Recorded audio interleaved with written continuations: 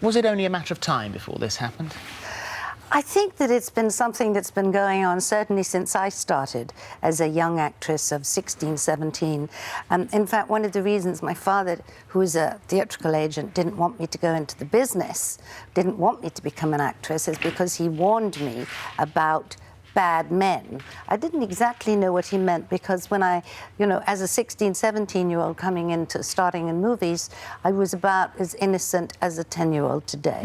We did not know anything about anything, certainly not the S word, So when I first started, and I did my first couple of films, when I first went up for a call, a sort of audition, just to play a maid. It was a Greek maid in a movie, and the director wanted me to pull down my top so that he could see my cleavage, and pull up my skirt so he could see my legs. And this was for a one-liner in a movie, which I did because it wasn't showing a lot, And I thought it was a bit strange. But then you sort of forget about it, because at this time I was also doing photography, and the photographers would think nothing of touching you here, pinching your bottom, slapping you on the bottom, calling you sweetie, honey, tootsie, lovey, anything like that, treating you like a box of candy. What about when you went to Hollywood? Because Hollywood. Well, the first time that I had an experience was with two very, very famous megastars, and it was at a party, and I was very new in town, and I was 21, but I was still quite innocent, and I was wearing an off-the-shoulder top. And these two guys, I mean, they were so famous, I can't tell you who they are because your lawyer said I'm not to mention any names. Right. And I said, because I wanted to make conversation, I don't really like this music.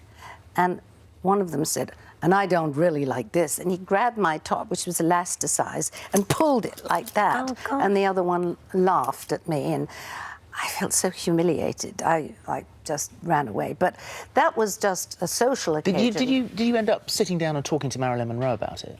Yes, that was... shortly after that, I met Marilyn at a party at Gene Kelly's house, and I was playing in this role in The Girl in the Red Velvet Swing, and she said that she was considered, but she was too old. It was another one of those ageist things.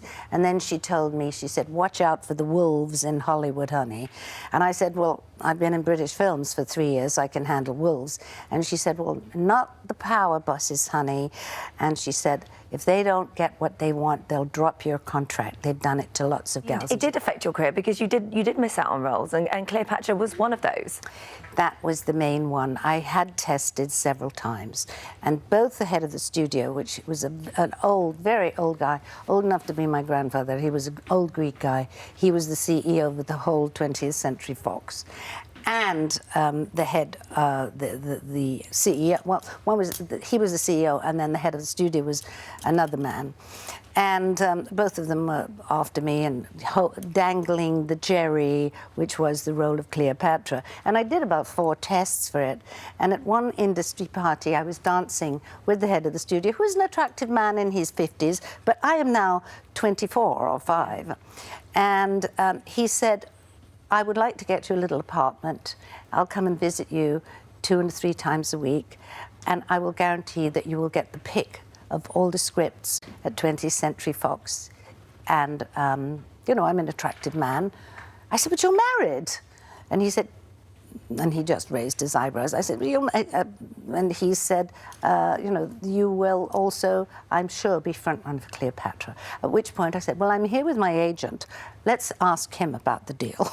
Yeah. And I kind of walked away, and I didn't get the role. I don't know whether it was that or whether it was that they decided they wanted to get a much bigger star. So it must have been difficult then, because the women that sort of were doing well at that time around you, you must have had that sort of feeling of, were they doing it because they were the best for that role and they were great actresses, or were they doing it because you knew what they'd done? I mean, it must have sort of taken the edge off it in a way. Well, I did. I was a little shocked hearing about Marilyn, because apparently Marilyn had been so abused by men and had done so many things to get roles that she hadn't wanted to do. And most of these men, Holly, were fat and old and ugly and hideous. You have to remember that when I came into the business in the mid-50s, these men had been in the business since they were young, in the 20s. So they were all old now. What about the people around them? They must have been complicit. You tell a story, I think it was in New York, and you went to see a producer, and his secretary said, he's in there, and he Yes. was in the bath. He was in the She bath. must have known he was in the bath to yes. send you in there. Yes, yes. A woman sent you in to him. Yeah. Well, he was there. There's a famous old bath thing, and he said, you know, the first thing he said was, come on in. And I said, no, I can't. I've got a date. And he said, who with? I said, my boyfriend, Warren Beatty. And he said, who's that?